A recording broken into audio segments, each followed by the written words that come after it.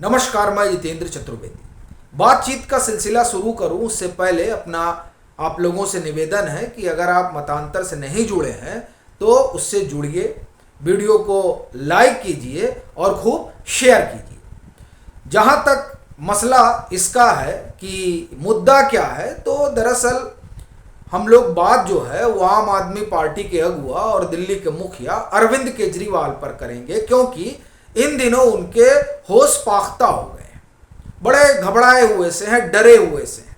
उनको अब इस बात का अंदेशा हो गया है कि अब तिहाड़ जाने का उनका समय आ गया है। और जैसे उनके 3 साथियों का जो नया बसेरा है वो तिहाड़ है, उसी तरह से अब उनका पता भी बदलने वाला है। और ये मैं नहीं कह रहा हूं, ये दरअसल जो उन्होंने ट्वीट किया है उस ट्वीट से जो संकेत मिल रहा है वो संकेत ही बता रहा है कि अरविंद केजरीवाल को अब इस तरह का भय सता रहा है कि उनका जो एड्रेस है वो बदलने जा रहा है। तो वो ट्वीट क्या है, पहले उस पर हम आते हैं। दरअसल अब ट्विटर को एक्स कहा जाता है, तो उस एक्स पर जो उनका ट्वीट है और वो एक ट्वीट है, उसी को उन्होंने रिट्वीट करते हुए अपनी बात लिखी है।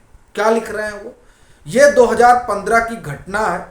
मोदी सरकार 2015 से मुझे झूठे केसों में फंसाने की कोशिश कर रही है। लोगों पर तरह तरह के दबाव बनाकर उन्हें मेरे खिलाफ बयान देने के लिए कहा जा रहा है। कई लोगों को यातनाएं भी दी गई। प्रधानमंत्री जी देश के लिए 24 घंटा काम करने की बजाय 24 घंटा अपने विरोधियों को झूठे मामलों में फंसाने का षड्यंत्र रचते रहते हैं। बात यहीं से शुरू करता हूं। झूठे मामले कौन से? अगर हम दिल्ली के शराब घोटाले की बात करें तो आप देखिए कि इनके 2 साथी तो इसी मामले में तिहाड़ में, और एड़ी से चोटी का जोर सबने लगा लिया है, लेकिन जमानत फिलहाल अभी तक तो किसी को मिली नहीं है। राउज एवेन्यू कोर्ट हो या दिल्ली हाई कोर्ट हो, हर जगह से याचिका खारिज ही हुई है। और अगर हम सुप्रीम कोर्ट की बात करें तो सुप्रीम कोर्ट में बेल पिटीशन आप देखिए कि 3 महीने से चल ही रही है। अभी भी जो कुछ हुआ है उस पर ऑर्डर रिजर्व रखा गया है। तो सवाल यहीं से उठता है कि अगर हम दिल्ली के शराब घोटाले की ही बात करें, जैसा कि आम आदमी पार्टी दावा करती है, इनके मंत्री नेता दावा करते हैं कि ये फैब्रिकेटेड मामला है। अगर मामला इतना ही फैब्रिकेटेड होता तो, और इसमें एक चीज और जोड़ दूं कि नरेंद्र मोदी का षड्यंत्र होता कि ईडी और सीबीआई आम आदमी पार्टी को धर दबोचे, नहीं तो आम आदमी पार्टी भाजपा को ही खा जाएगी। अगर इन सब से सशंकित होकर ईडी और सीबीआई ने शिकंजा कसा होता तो कम से कम राउज एवेन्यू कोर्ट के सामने चलिए टिक गया, नहीं टिका। हाई कोर्ट में भी यही होता, लेकिन देखिए सब जगह से खारिज होता जा रहा है। तो यानी कि प्रथम दृष्टया मामला गंभीर है, और इसकी गंभीरता का अंदाजा इसी से लगाया जा सकता है कि सुप्रीम कोर्ट में इतने लंबे समय तक चला। एक बात। दूसरी बात, फंसाने वाली बात जो अरविंद केजरीवाल ने कही, देखिए सुप्रीम कोर्ट ने ही पूछ लिया था कि इस पूरे दिल्ली के शराब घोटाले में आपको क्यों नहीं आरोपी बनाया गया, और ये कह रहे हैं कि नरेंद्र मोदी फंसाने की कोशिश कर रहे हैं। यहां फंसाने जैसा कोई मसला ही नहीं है। अगर कोई बेनिफिशियरी दिखाई दे रहा है तो यह सवाल उठेगा इन्हें भाई कि उसको क्यों नहीं बनाएंगे। तो अब आप देखिए कि वहां से जो बात शुरू हुई तो ईडी सीबीआई ने कहा कि नहीं साहब, हम भी जो है अब विचार कर रहे हैं। लेकिन उससे भी बड़ी बात आप देखिए कि जो ये मनीष सिसोदिया की जमानत याचिका पर जो बहस हुई है, वो चाहे हाई कोर्ट में हुई हो या जो सुप्रीम कोर्ट में हुई हो, वहां कहा गया है मनीष सिसोदिया की तरफ से क्या कि ये जो दिल्ली के शराब घोटाले का आरोप लग रहा है, तो ये दरअसल जो पॉलिसी है वो पॉलिसी हमने अकेले तो मिलकर बनाई नहीं थी। उस पॉलिसी के बनाने में सबकी भूमिका रही। और वो गिनाते हैं कि कमेटी का अप्रूवल रहा, कैबिनेट का अप्रूवल रहा, ग्रुप ऑफ मिनिस्टर्स का अप्रूवल रहा, एलजी का अप्रूवल रहा, तो मेरे ही मत्थे को फोड़ा जा रहा है सब। जो ग्रुप ऑफ मिनिस्टर्स में वो भी आए, जो कैबिनेट में है वो भी हैं, जो कमेटी है वो भी है, तो मुझे अकेले क्यों घसीटा जा रहा है? तो अब कैबिनेट का मुखिया तो अरविंद केजरीवाल ही है, मनीष सिसोदिया तो होंगे नहीं। तो ये नाम कौन ले रहा है? कौन ये कह रहा है कि साहब ये जाने, हम कुछ नहीं जानते? और फिर आप देखिए ये विजय नायर, इसी विजय नायर के लिए अरविंद केजरीवाल ने पीसी की थी साहब, जब इसको रात में उठाकर लेकर गई सीबीआई। तो अब इस विजय नायर से किसका ताल्लुक है भाई? मनीष सिसोदिया तो कह रहे हैं हमारा कोई लेना देना नहीं, हम तो इसको जानते ही नहीं है।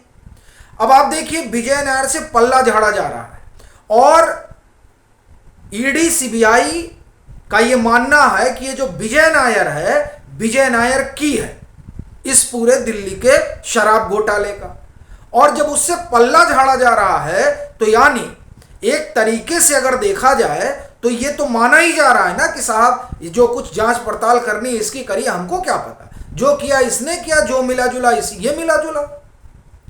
ये सीधे सीधे आप देखें तो मनीष सिसोदिया की लीगल टीम कह रही है, पल्ला झाड़ रही पूरी तरीके से कि अगर ये जो है इसी ने सब कुछ किया हमारा नाम लेके, तो हम तो इसको जानते नहीं हैं, सो हमारा इससे कोई लेना देना नहीं है, अब ये जाने इसका क्या है।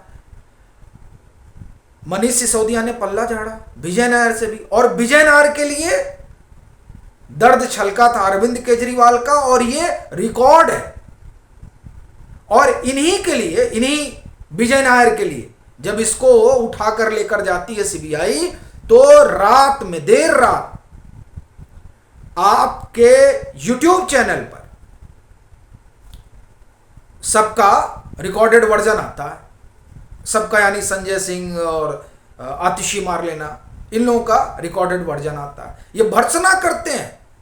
अब आप लीजिए, तो बड़ी चीज यह है कि विजय नायर का संबंध किससे है, क्योंकि मनीष सिसोदिया ने तो सबसे पल्ला झाड़ लिया है, तो अब फंस कैसे रहे हैं ये अरविंद केजरीवाल को समझ में नहीं आ रहा है क्या? अरविंद केजरीवाल सब समझ रहे हैं, अरविंद केजरीवाल खेल खेल रहे हैं, वो ट्विस्ट कर रहे हैं। और सबसे बड़ी चीज, आरोप क्या है? आरोप यह है कि गोवा में पैसा खर्चा होता है। आरोप यह है कि जो चुनावी राज्य थे, उन चुनावी राज्यों में पैसा खर्चा हुआ। तो पैसा किसने खर्च किया? पैसा आम आदमी पार्टी ने खर्च किया। आम आदमी पार्टी के संयोजक कौन है? अरविंद केजरीवाल। तो साहब इसमें फंसा कौन रहा है? एक और बात, इन्होंने कहा कि यातनाएं दी जा रही हैं, जबरदस्ती जो है गवाहों को कहा जा रहा है कि हमारा नाम लो। यही बात मुझे लगता है कि वो अप्रैल का महीना रहा होगा जब संजय सिंह ने प्रेस कॉन्फ्रेंस की थी कि गवाहों पर दबाव बनाया जा रहा है, कान के चदरे फाड़ दिए जा रहे हैं मार मार के।